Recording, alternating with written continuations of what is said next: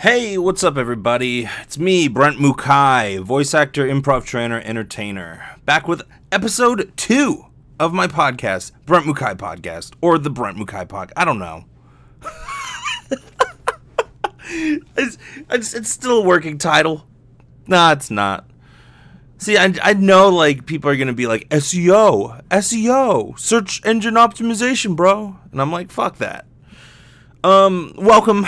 This is the podcast where I talk about my life, what's going on. It's a way for me to vent. I do all of the things I just said. I do voice acting, I do improv training, I do entertaining in the form of like comedy, in the form of film and acting in general, and just creating content, shit like that. So I got some stuff to talk about this week, which is really cool. I got a chance to finally cut my character demo, which for those of you who don't know what that means, in the voiceover world, in the world of a voice actor, we don't have headshots. Well, we do. We can have it on our website or whatever, but that's beside the point. What's more important, people don't give a shit what you look like. People care about what you sound like. People care about what your range is and how good you are at the actual acting part of the voice acting. So in our world, we don't just take a picture of ourselves and that's it. We have to pay a lot more and get a demo cut. And a demo is basically a minute to a minute and a half of your best shit. If it's a commercial demo, it's you doing sounding like you're doing spots that fit and match your voice. For example, I might do stuff like Levi's or Del Taco or McDonald's or whatever stuff a millennial might sound good on. But I have a commercial demo, which I'll link in the description and all that stuff if you want to take a listen to that. I do not have a character demo, which is it's crucial for going after video game and animation work, because in the world of marketing and with what I do to market myself and get work, I need to send out a demo in order to be validated at all, because I can't just cold call or send an email to somebody just saying, hey, I'm a good actor. Take my word for it. Why don't you hire me for something or give me an audition? It does not work that way. I have to say, hey, I'd love to work for you. Here's my demo. If you have a need for a voice like this or any of the voices that I'm providing, then I'd love to audition for you or work for you or whatever, right? Whatever, fallacious type of way that I'm going to put it. I do that and send my demo. So my character demo, I think, is going to be about a minute 30, minute 45, which is on the longer side. I should probably have quickened it up maybe a bit. And there were parts I wrote it myself, because I went through multiple different teachers to try and figure out what a good animation demo sounds like. And there's not a lot of people, even on the LA circuit, that do character demos. Just because it's a different beast, it's a different industry, like the commercial industry versus the animation and versus the video game industry, very different stuff. So they're looking for, and not a lot of people have their finger on that pulse. So, to me, it was tough trying to compile and figure out how I wanted to do it. And a lot of people might say, well, why don't you just have the person who's cutting your demo do it for you? I like to be as prepared as possible. I wanted to make sure. I don't want to brag. This is not a brag. This is just a statement. I probably was ready to cut my character demo a year ago. Like a year ago, I could have cut a very similar demo with the skill set that I have. And it's not that I haven't improved. It's just that I understand. I've done so much improv that I understand my voice. I understand the voices that I do. Why I waited and held off was because I wanted to make sure that I was good and that I would be set up in the right way. So I've been taking a lot of classes remotely from LA. So I think I talked about this on the last podcast, but I have 2 remote LA coaches that are coaching me while I sit here at home in Las Vegas and do my thing here. And yeah, they have their finger on the pulse because they're casting directors, so they're constantly casting all of this stuff. So it was great to get that insight, to learn from them. And now that I have my demo cut, trust me, the learning does not stop. I'm not going to be like, oh, well, now I have my demo cut, now I can get some work, blah, blah, blah, blah. You know, fuck you. It's not like that. It's like the learning continues. Oh, excuse me, I burped. Anyways, I got my character demo cut. Or recorded, rather. It has not been cut up yet and all set. Probably a couple weeks. I think I'll have it, and I am so fucking excited. Like, you have no idea. Like, from the beginning of when I started this journey of voice acting, what I wanted ultimately was a character demo, because I knew that I wanted to get into video game work, I wanted to get into animation work, and the reason I did a commercial demo first was because that's just so much easier to market and to start with, and I wouldn't be here doing what I'm doing and working it full time if I didn't have a commercial demo. Like, that's like the one that you need to have. You know, that's like having a film reel without having a headshot. If you come from the act, I guess if you don't come from any acting world, that doesn't make any fucking sense to you. It's like it's putting the cart before the horse, really, is what it is. It would have been putting the cart before the horse to get the character demo done. And you know, I say that I had the chops to do it a year ago, but would I have executed and done it and known and been as confident in what I was doing had I done it a year ago? Absolutely zero, no, absolutely not. It would have been absolutely not is the answer to that question. I feel so comfortable. I feel so confident. I feel so good about what was produced. Melissa Motes, my mentor and the demo producer, helped me out with it. And dude, like, I was done with the session within like 30 to 40 minutes. I was done. Like, which is not typical. I don't think. I think a lot of times, you know, for people in a demo session, you could book out an hour minimum to do it. But I felt so confident with what I had, and so confident in Melissa's direction. She's the owner of the Voice Actors Studio at which I work. In fact, I'm teaching a class there, and in 15 minutes, this is going to be a shorter episode. But whatever. It's episode 2. I guess it's episode 2, so there's no, like, shorter or longer episode. Why did my voice... Shorter? It's a shorter episode. But the bottom line is I'm super stoked that my character demo's cut. I cannot wait for it to be out, because then I can just show the world, get a little bit of, you know, get a little bit of hype around it, and then build it from there. That's the whole big general thing, is to get the hype and do with it what I can with it. So, yeah, character demo did a couple days ago. Yesterday I donated blood. That's also another thing that's up. That's nothing to do with any of the other shit, but, you know, I'm just talking. It was weird. I was in a van. It wasn't a van. It was like a bus. It was like a big bus where it was like the blood bus or whatever. It was through Red Cross. And it's weird because I don't donate blood like all the time, even though I know I should.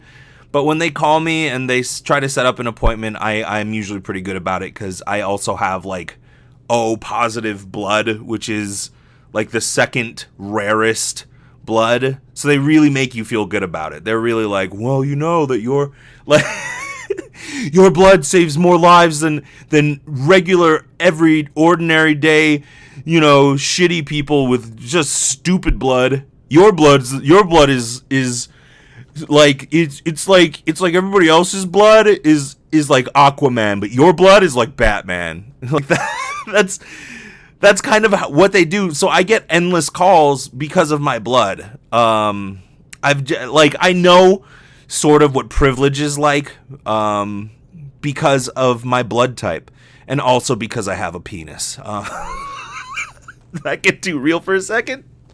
Did I get too real? I'm sorry. That was just a joke. That's dumb. But it's not a joke. I mean, I understand. Anyway, that's not the point. The point is I donated blood.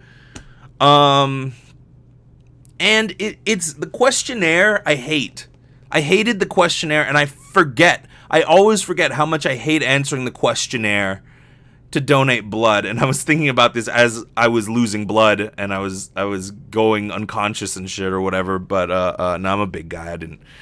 I got a little sleepy afterwards, but I just took a little nap. But I was thinking about it, and I was like, oh my god, like the whole test, it just basically highlights how boring my fucking life is. Like, that's the entire test, is basically just, like, have you done anything fun in the last 6 months? No? Well, then you're safe to give, like, if you are allowed to give blood, like, you like, have you traveled anywhere in the last 6 months? No. Have you ever been to these exotic places? No. Have you had sex recently? Not really. Have you been taking drugs of any kind that would make you feel good? No. Like, that's just, every answer was no for me. Like, every answer. Have you had the touch of a female in at least more than 8 times in your life? And the answer would be no. Like, it's like the questions just make you feel like shit if you live a boring life, which I kind of do. I kind of just live a very not, like, the idea of adventure to me is like going to go camp. Like, that's too adventurous. If there's no Netflix there, then I don't know that I can deal with that. And that's not good. Like, I'm saying it confidently, so it might sound like a brag to you. It's not a brag. Like, I know it's bad. That's not a good thing. People were born to be outdoors and all that shit, and I'm not. And so, I don't know. I feel gross. Ugh. I feel gross. In other news, third thing I want to talk about today, I finally finished up all of the edits, and I can now say that I have completed my first audiobook. That is correct, everybody. If you're not applauding in your car or on your workout wheel in your workout run right now, then go and just get your butthole eaten out by a stranger, because I don't like you anymore. I've lost all control of what I'm talking about. I've lost all control of my brain, which isn't good. I'm about to go teach people stuff about voice acting in like fucking 9 minutes. So, don't worry, I'm leaving in 9 minutes. It's not like I gotta be there in 9 minutes. Plus, it's 5 minutes away from my house. So, I finally finished up this audiobook that has been, I don't want to say it's been torturing me. I love doing it. I love doing the audiobook. I love telling stories. The story itself is amazing, but this is my first audiobook ever, and I totally did not take into account how much editing would go into it, like a shit ton of editing, and it was brutal. Like, at some points it was brutal, and then when I finished it, originally I got notes on it because I said some words wrong, and I said, like, all of it was my fault. All of the corrections were definitely my fault, but that still, it was like I crossed the finish line, right? It's like Usain Bolt crossing the finish line, and then they say, oh wait, Usain, we gotta retake that picture. You were blinking. Can you just do like once around just to get it? And then he's like, I'm fucking exhausted. I just ran however long. I don't know anything about Usain Bolt, but I just ran 2 miles or 1,000 kilometers. That's right. They use kilometers everywhere else because they're smart. Anyways, I'm proud of myself for finishing that audiobook. I needed that win. Unfortunate part is that I now have 2 more books because I signed on to do a trilogy of middle school books. A lot of you are probably going to be wondering what the name of the book is. I don't know that I want to reveal it until all of the audiobooks are out. Just because I'd rather have it be like one big push of attention once they're all out. And I think that it's not even going to come out until all 3 books are out, because it's all 3 books but it's really one big book. It's not one big book. It's like 300 pages. It's like 100 pages per one. It's a middle school adventure book. Think a la, Harry Potter-esque. Like, it doesn't have anything to do with wizards, but it's that, But imagine that all of the books stayed the same size as the first book, and they didn't become 9,000 page essays on gay headmasters of wizarding schools, but only after the fact, and we didn't get anything of it while and people are outraged. Like, imagine none of the gay stuff that I just talked about, but imagine if the books really were just 100 pages each, and it was like a trilogy, and they all smushed into one book. That's where I'm at. So I've finished book 1. I have 2 and 3 to go, and they're going to sell it as singles or as the whole thing. So really, with this one project that is about as long as, or shorter than what a typical book would be, I will have 4 audiobooks under my belt. 1, 2, 3, and then the entire anthology together is one audiobook.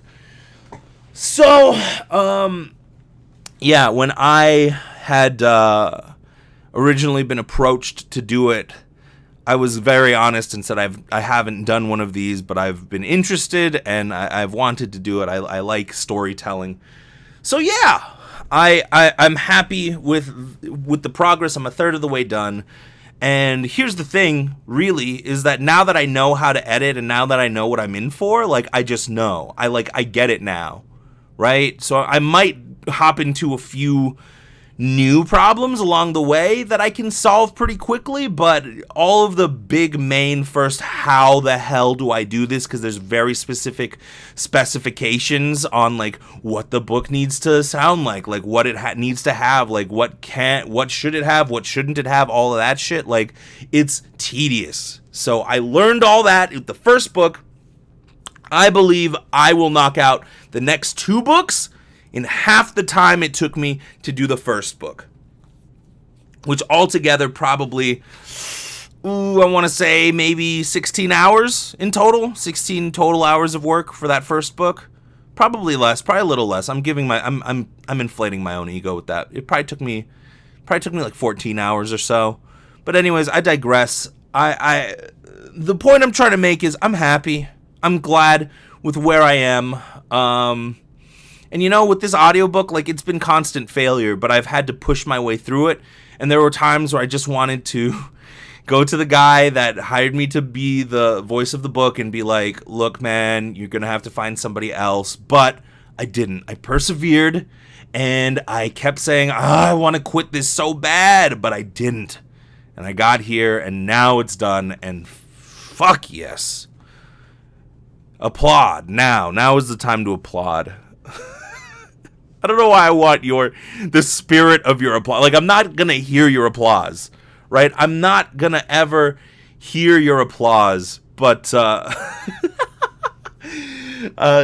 I realize it's the time where I need to go, which is great because I've said everything I wanted to say. I don't want to make this too long just for the sake of being like, I want a long podcast. I think that the podcast, and part of the freedom that I love of this podcast, is that it can be as long as I want them to be. So there, that's my whole point. So, thank you so much for listening or watching or whatever. I super appreciate it. If you would like to see more content from me, then you can check me out at Brent Mukai. That is BrentMukai. That is BRENT, Brent, and then Mukai, Mukai. So check that out. I'm on all of the social media stuff. I finally got my LinkedIn page looking halfway decent. Now I need people to endorse me or whatever the hell that means. Can you guess which platform I dislike the most? So thank you guys for listening. I appreciate it so much. Leave me a comment, leave me a like, leave me whatever the hell you want to leave me, and let me know how you like this. If you have any ideas for what I should be talking about or something that you're interested in. I am a professional voice actor, improv trainer, and entertainer. So, yeah, check out my website if you want a professional voice over. That is brentmukai.com. I'm not going to spell out my name again a third time. I refuse. Okay? So, love you all. Mwah, big kiss. Big kisses to you. And I'll catch you on the next episode of Dragon Ball Z. Brent Mukai Podcast. Out.